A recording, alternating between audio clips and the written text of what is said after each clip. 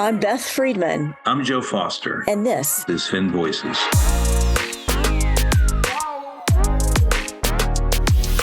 Hello, and thank you for tuning into Fin Voices. This is your host, Ellie Hanson from the Fin Israel office. Today, we're talking about bridging the pharma-startup gap. I'm so excited to introduce today's guest, Dr. Naomi Fried. Naomi is the founder and the CEO of PharmStars, a unique accelerator that connects digital health startups and pharma. Since its founding 3 years ago, PharmStars has graduated 79 startups across 7 cohorts. The first 3 cohorts of startups have closed more than 98 pharma deals. Naomi is also the co-founder and general partner of Ambit Health Ventures, a VC fund focused on early-stage digital health and medical device startups. Previously, Naomi was Biogen's first VP of Innovation and External Partnerships, and she also served as the first Chief Innovation Officer at Boston Children's Hospital and the first VP of Innovation and Advanced Technology at Kaiser Permanente. She received her PhD in Materials Science from MIT and her Bachelor's of Science degree in Chemistry from UC Berkeley. Wow, what a background and lots of firsts, a real trailblazer. Naomi, thank you for being here today. Welcome to the show. Thank you, Ellie. It's a real pleasure to be with you. I appreciate your having me. So let's dive in. Going beyond your very impressive bio, can you give us a little more detail about your journey? How did you get to where you are today? Sure. Well, thank you again, Ellie, for having me. And you did a great job summarizing my bio. Maybe I can add a little bit of color and detail to what happened when I got to Biogen. I was coming from Boston Children's Hospital. I'd been working in healthcare innovation for 15 years. And I thought, it'd be easy to take a job at Biogen, where I was hired to be the vice president of innovation beyond the molecule and develop the innovation beyond the molecule strategy. And when I got to Biogen, I was in for a bit of a rude surprise, actually. I couldn't understand what anyone was talking about. I didn't understand how the company was organized. I didn't understand the functions. I certainly didn't understand the language. And frankly, it took me a good 6 months to come up the learning curve. And it made me really appreciate how complex and opaque the pharma industry is for people coming from the outside. I also really gained an appreciation for the importance of digital health to transform pharma at every stage, starting with drug discovery through development and clinical trials to commercialization and beyond the molecule, which was my initial focus. And so, Ellie, after I left Biogen, I actually wanted to continue to work in this area of digital health strategy. And I had the opportunity to consult with several large pharmaceutical companies on how they were going to implement digital health and take advantage of digital health innovation. And I want to share one other sort of, I'd say, really important experience from my background. And that was when I was actually working with one of these large pharmaceutical companies. And they told me about a challenge, an area they were looking for an innovative solution. And I had actually found a startup that had the technology they were looking for. And I was really excited. I got everybody in the room together. We sit down and we're having the meeting. And people are talking, but things were actually not going very well. And it became apparent to me that there was no connection. Things weren't clicking. The startup and the pharma company were sort of talking past each other. And I realized that now what I was witnessing was the pharma startup gap in action. And the pharma-startup gap is really sort of the fundamentally different way that digital health startups and big pharma operate. It has to do with difference in certainly language and culture, but also appetite for risk and speed and resources and the regulated environment that they each operate in. They're basically in different universes, but even though they're in very different universes, there's so much synergy that comes from a partnership between a digital health startup and big pharma. And so it was the goal of bridging that pharma startup gap that was the reason that I started PharmStars, which was launched in 2021 with a group of very passionate folks that shared this vision with me. Wow, absolutely. So you touched on a lot of really important key points there. So one is learning the pharma language, and two is there are so many technology solutions that can really help and help patients and help deliver new treatments. But if the developers and the pharma companies are talking different languages, things are not going to go well. So, okay, so PharmStars is born. So tell us a little bit about the program. Who applies to your program? How does it work? And how are you actually closing this gap that you're describing? Yeah. So bridging the pharma startup gap, I think, really comes down to education and relationships. If you understand your partner, if you have a relationship with them, that gap shrinks. So we built PharmStars around a program that we call Pharma University, Pharma U for short, which is really to help startups with this challenge. So what do we offer in Pharma U? So first of all, we offer them an education about the pharma industry. We have a comprehensive curriculum that we've built that we deliver over a 10-week period to teach them everything they need to know about the pharma industry. So how drugs are developed, how pharma companies are organized, the work that gets done, the business models, the regulated environment, lots and lots of important information and a lot of practical tips. The other thing that we have in Pharma University is mentoring. We have former pharma executives, a small group that work in PharmStars to help each of the startups with their business model and to develop what we call their pharma value proposition, because we think each startup needs to be able to articulate what it is that they are offering pharma. What is the pharma problem and how do they solve it? So Pharma University has education and it has mentoring. And then the other sort of very exciting piece of our program is at the end of the program, startups get to present to our pharma members. So we have a culminating showcase event, which is a 3-day event. The first day is a full day of pitches and networking with our pharma members. And then day 2 and 3 are one-on-one private meetings where basically the deals start to get done. And the other thing, Ellie, that we've added now to the benefit list, if you will, of participating in the PharmStars Accelerator for a startup is investment funding. We're also now providing funding to our startup. And I guess you also asked about how the program is structured. So just very briefly, we put out a call for applications. Right now, we're open for applications for startups in the digital innovation and rare disease space. We invite them to apply. They apply. And then we select usually 10 to go through our program. It's a 10-week program. It culminates with the showcase event. And then after they're done, besides the investment they get from us, they get to participate in our graduate school program, which is ongoing educational opportunities on almost a monthly basis, hearing case studies, working with their peers. We now have 79 startups that have graduated. And so we have a very rich alumni community. Wow, I want to go to Pharma U. So you have education, you have hands-on workshops to create things like UVPs and other really practical activities. And then, of course, the pitching and the funding, and everyone's looking for funding nowadays.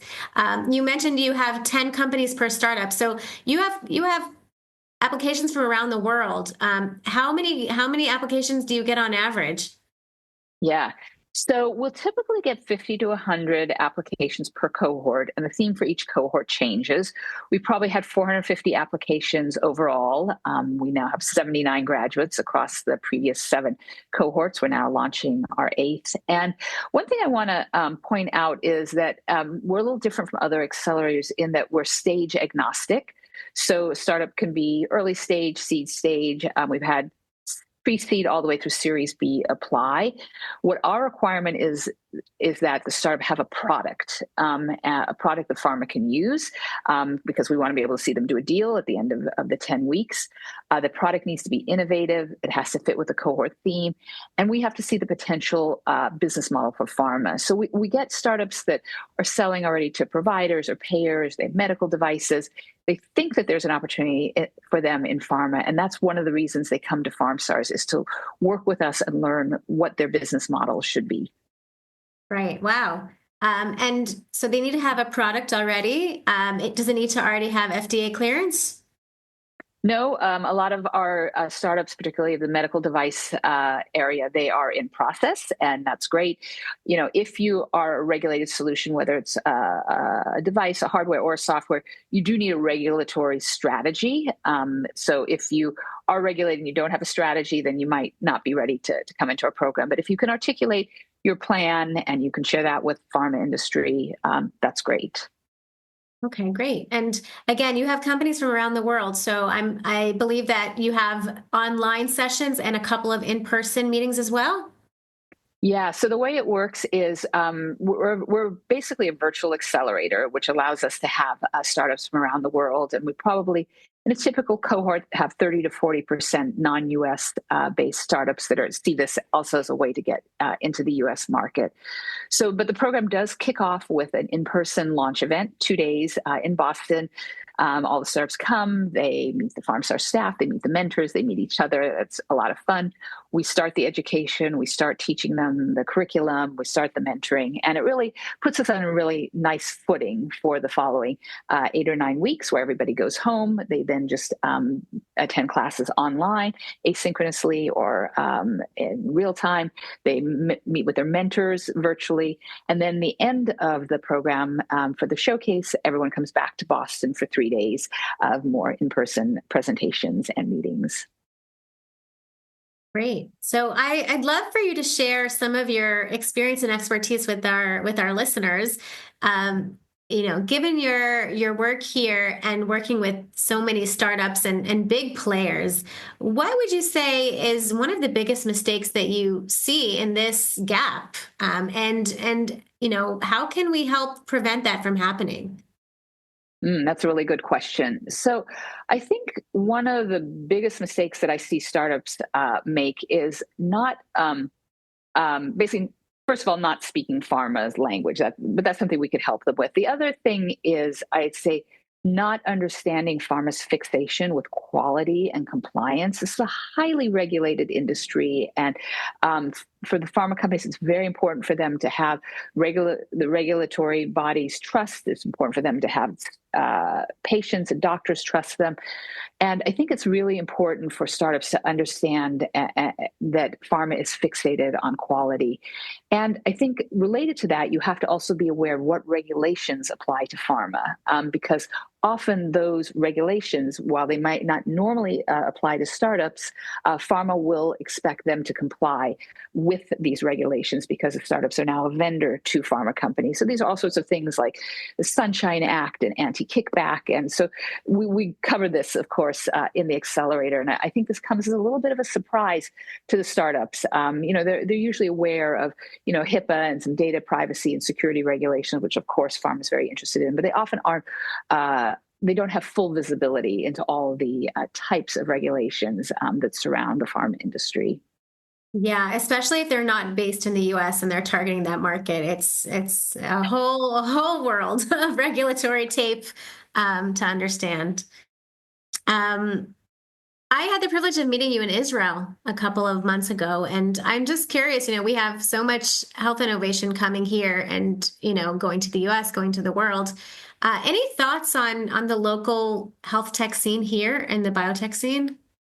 Yeah. So first of all, I was super impressed with the Israeli digital health startup scene. I think it's vibrant. I think there's a lot of very creative companies. They have high energy. I love Israeli startups. We have had two now graduate from our program, Panacea ML and Genox. They're doing really well. I guess, I'm thinking about Israeli startups. I think they know what I'm going to say is a piece of advice that really the center of the digital health market is the US. So you're not going to really build a huge successful company in Israel alone. You're going to have to come to the US market. So be thinking about how you're going to do that. PharmStars is certainly one bridge for you.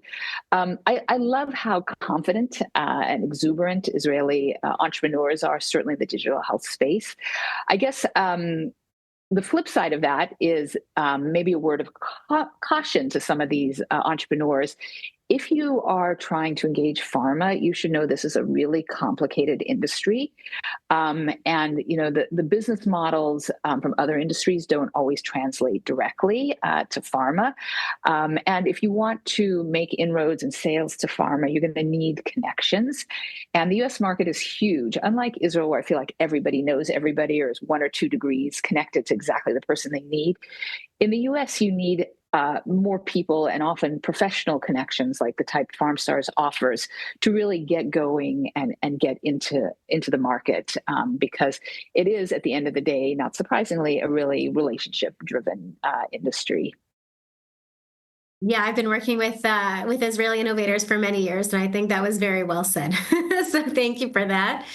I understand that many of the companies that come through your doors, some of them, are built from the start to focus on the pharma or health sector, but many of them have come to you because they've had success in other industries and are now working on that transition, which I think is just really important to highlight. Anything else that you want to say about that? Yeah, no, you hit the nail on the head, Ellie. We really have sort of, I would say, two tracks or two groups of startups that come to us. We have those that are pharma first. So they have built a product. They know that pharma is their first and major and possibly even only um, uh, client. And they've been, trying to sell to them.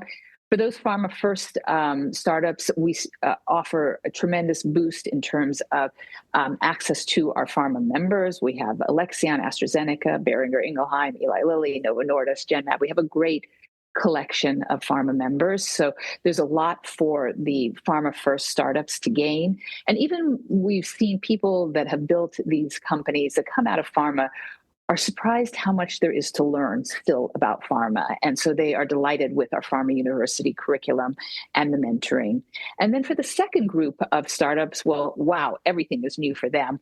They are, often selling to hospitals or to patients or to doctors, and they need to know everything about pharma. So they benefit tremendously from really a crash course in pharma through our pharma university curriculum and the mentorship. Really, mentors work very closely with them. Every startup that comes through our program, Ellie, comes out with a brand new pharma-focused pitch deck that they build through the course of the program. So this is invaluable for startups that would like to be selling to pharma but aren't quite sure how to get there. Now they come out with a deck, they come out with a clear pharma value proposition, and they have the opportunity to meet a whole slew of potential clients. So we have a lot to offer any type of digital health startup that wants to sell to pharma. Oh, I love that. Um, Naomi, is there anything else that you want to add?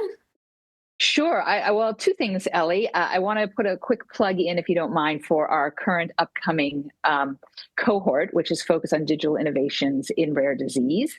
Rare disease are very complex. They affect, 400 million people globally, but these people are scattered and hard to find. So we are thinking, and pharma believes this because they've selected this theme, that there's a lot of opportunity for digital innovation to help with rare disease. Things like patient identification, finding those few scattered patients that are geographically distributed, faster, better diagnosis of patients. It typically takes 6 years for a patient with a rare disease to get a diagnosis, and that's a long time to suffer.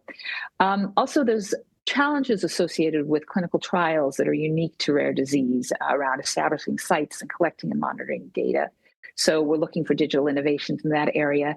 And then also just better care and engagement, resources for patients, for families in the rare disease space. So I want to put a plug in for any digital health startup that has a solution for any rare disease. I want to encourage you to apply for our next cohort. And then related to the next cohort, what I briefly mentioned, but I also want to say again, Ellie, is that we are now investing in the startups that graduate in our program. Every startup that comes through our program will get $150,000 uncapped SAFE from the new PharmStars Ventures Fund. And so in addition to all the education, the access to pharma, the new business model or the refining of your business model, you also come away with an investment. So I think it's a really exciting accelerator. I hope there's going to be a lot of startups that apply. The deadline is January 26th, so right around the corner. Okay, yeah, that was going to be my next question. When do they need to do it? And can they just go to your website to download the application form? Yes. So our website's www.pharmstars.com, PharmStars.com. And yes, you apply online and it's not a bad application. And we hope that people will get it in on time. And we're very excited to read all the wonderful ideas that are out there that pharma really needs. Amazing. It's great to see this boot camp, and really excited to continue to watch the companies that come out of PharmStars. Maybe we can close with just talking a little bit more about investment, because in my conversations with startups, this is very top of mind. Do you have any words of wisdom for companies looking for investment now? It's a tough market. What kind of advice do you have for them? Yeah, so I agree with you, Ellie. Cash is critical for startups to keep going, and it's not flowing, as much as it was a few years ago for the digital health startups. I think for digital health startups to succeed on the with funding, they need to be able to very clearly articulate what value they bring to the market, what solution do they have, what is the pain point they are solving, and they need to, of course, quantify that. The other piece of advice I always give startups that are fundraising is you also need to be very clear about the disposition of funds. So you're asking for $1, $3, $5, $10 million. How is that money going to transform your company to a place where it is worth much more? What are the milestones you're going to achieve? I can't emphasize enough how important clarity is for startups that are trying to fundraise, because as soon as an investor becomes confused, they lose interest, they lose confidence in you. So you have to be incredibly clear. And I will tell you that, the whole area of investing and the VC environment is something that we know is very important to the startups that come through PharmStars. And so we do a lot of programming in graduate school focused on investors. We recently did a panel. We had a series of 4 VC investors invest in digital health startups come and speak to our startups. It was a great opportunity, great connection. And of course, we have investors coming to our showcase and generally tracking PharmStar startups because they really, they've gotten that clarity of purpose, and the clarity of purpose is so important for fundraising. Excellent. So hope you guys are all listening to that. Naomi, thank you so much for your time today. Thank you, Ellie, for having me. I really appreciate it. Again, for those looking for more information, you can visit PharmStars or connect with Naomi on LinkedIn. Thank you so much for joining us today on Fin Voices. We look forward to seeing you next time.